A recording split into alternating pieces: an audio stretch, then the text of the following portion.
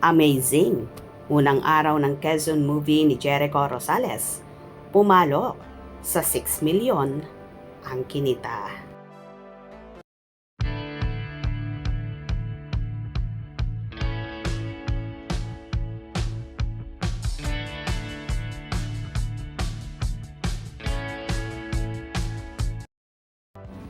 Samot-sari ang reaksyon ng mga nakapanood sa pelikulang Quezon ni Jericho Rosales. May mga nagsabing ito raw ang pinakamaganda sa Bayaniverse ng TBA Studios. Naboring naman ang iba dahil masyado raw makuda. Pero maraming revelasyon ang naturang pelikula at iba ang pagkakilala nila kay Manuel L. Quezon sa pelikulang ito.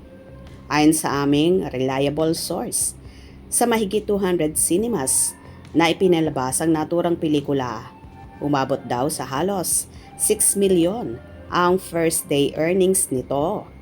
Malakas ito kung ikukumpara sa General Luna na hindi ganun kalaki ang kita sa unang araw.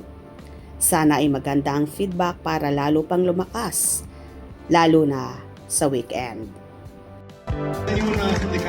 Buhayin muna natin ang pelikulang Pilipino. Hep, hep!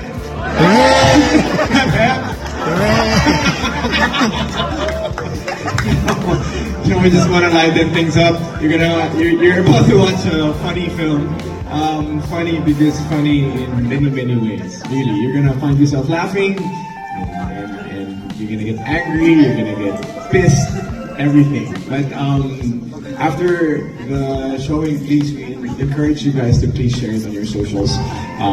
Whatever comment you guys have, whatever you felt for the film, and help the movie makers and our history, and of course yung kultura.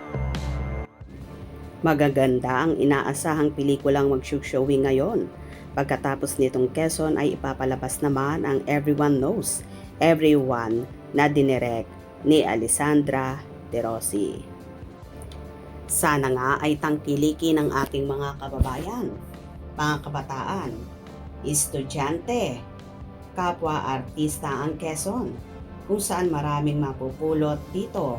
Marami rin ang hindi nakakaalam ng history ng dating Pangulong Manuel L. Quezon kung paano nga ba ang naging taktika niya bilang isang Pangulo at paano niya ipinaglaban ang ating bansa.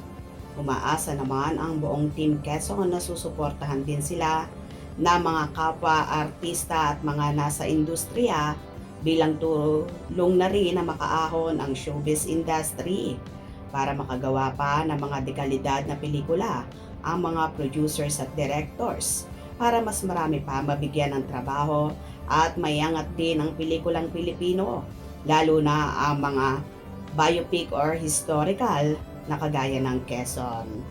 Kung nagustuhan nyo ang video na ito, comment down below.